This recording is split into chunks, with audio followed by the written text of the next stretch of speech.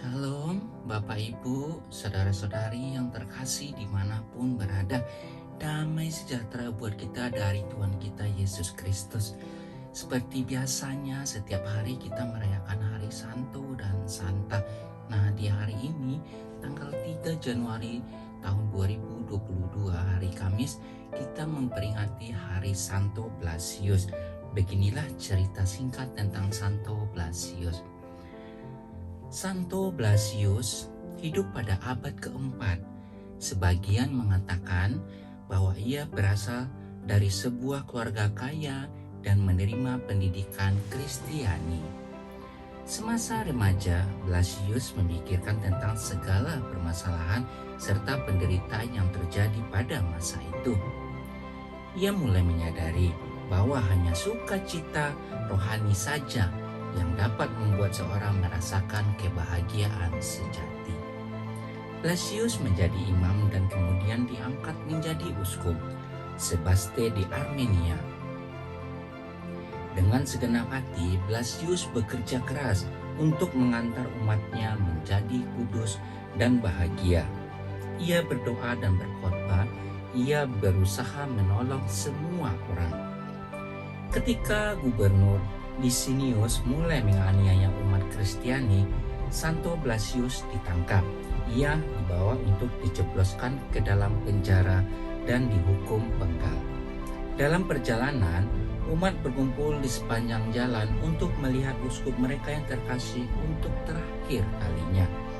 Blasius memberkati mereka semuanya, bahkan juga orang-orang kafir. Seorang ibu yang malang bergegas datang kepadanya. Ia memohon Blasius agar menyelamatkan anaknya yang hampir tewas tercekik duri ikan yang tertelan di tenggorokannya. Orang kudus itu membisikkan doa dan memberkati sang anak. Mujizat terjadi sehingga nyawa anak itu dapat diselamatkan. Oleh karena itulah Santo Blasius dimohon bantuan doanya oleh semua orang yang menderita penyakit tenggorokan. Dalam penjara, uskup yang kudus ini mempertobatkan banyak orang kafir. Tidak ada siksaan yang dapat membuatnya mengingkari imannya kepada Yesus. Santo Blasius dihukum penggal kepalanya pada tahun 316. Sekarang ia ada bersama Yesus untuk selama-lamanya. Nah, Bapak Ibu Saudara-saudari yang terkasih, inilah cerita singkat tentang Santo Blasius yang kita peringati setiap tanggal 3 bulan Januari. Nah, dari sini kita bisa melihat bagaimana kebahagiaan sejati itu yang sebenarnya itu bisa kita dapat hanya melalui rohani kita saja percaya kepada Tuhan. Nah, Bapak Ibu yang saudara-saudari yang terkasih, sampai di sini dulu untuk peringatan Hari Santo dan Santanya. Besok kita ketemu lagi ya. Terima kasih, Tuhan Yesus memberkati. Hari ini hari Kamis, tanggal 3 Januari tahun 2022. Bacaan pertama diambil dari 1 Raja 2 ayat 1 sampai 4 dan ayat 10 sampai 12. Ketika saat kematian Daud mendekat, ia berpesan kepada Salomo anaknya, "Aku ini akan menempuh jalan segala yang fana, maka kuatkanlah hatimu dan berlakulah seperti laki-laki. Lakukanlah kewajibanmu dengan setia terhadap Tuhan, Allahmu, dengan hidup menurut jalan yang ditunjukkannya dan dengan tetap mengikuti segala ketetapan, perintah, peraturan, ketentuannya, seperti yang tertulis dalam hukum Musa, supaya engkau beruntung dalam segala yang kau lakukan dan dalam segala yang kau tuju. Dan supaya Tuhan menempati janji yang diucapkannya tentang aku, yakni, jika anakmu laki-laki tetap hidup di hadapanku dengan setia, dengan segenap hati dan dengan segenap jiwa, maka keturunanmu takkan terputus dari tahta kerajaan Israel."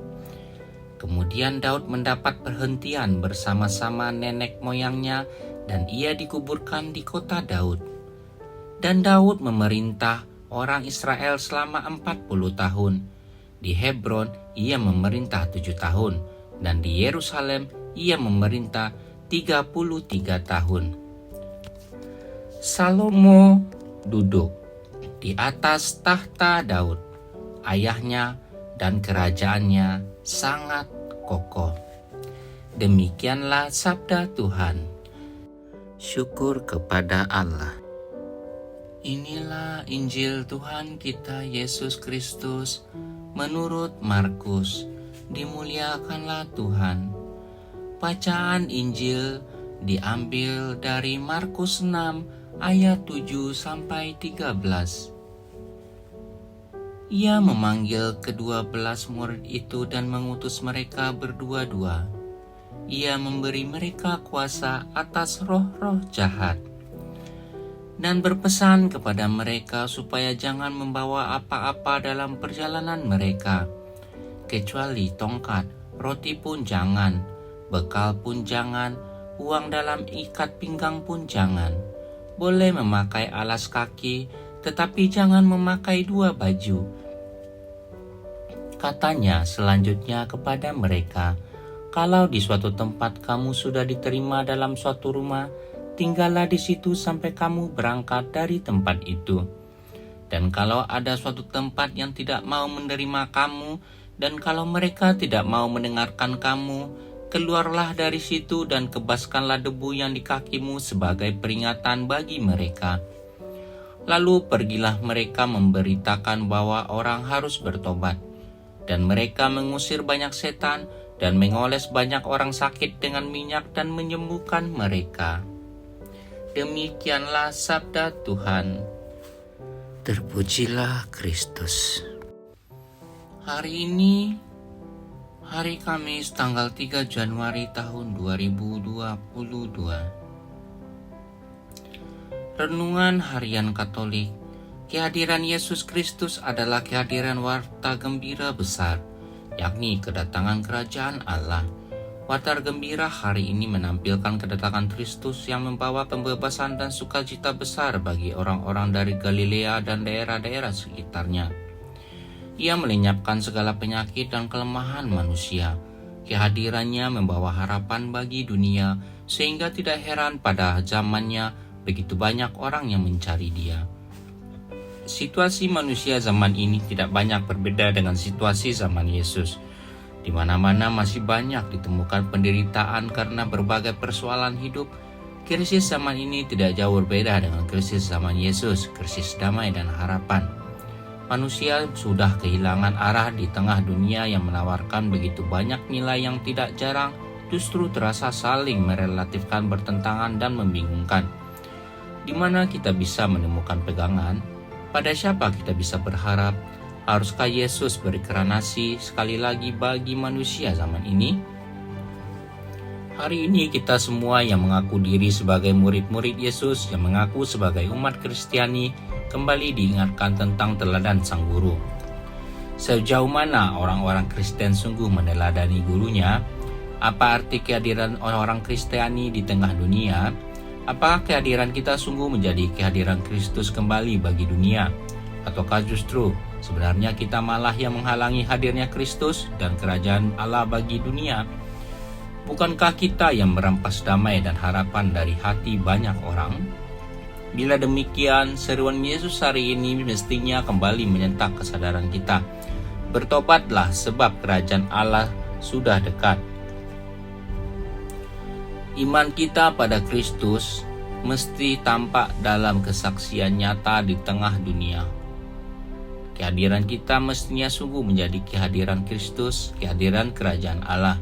Untuk itu, semangat pembaruan diri dan pertobatan terus-menerus meski sungguh berakar dan terpelihara dulu dalam hati kita. Hari baru ini adalah kesempatan berharga untuk kembali memulainya. Semoga demikian. Amin.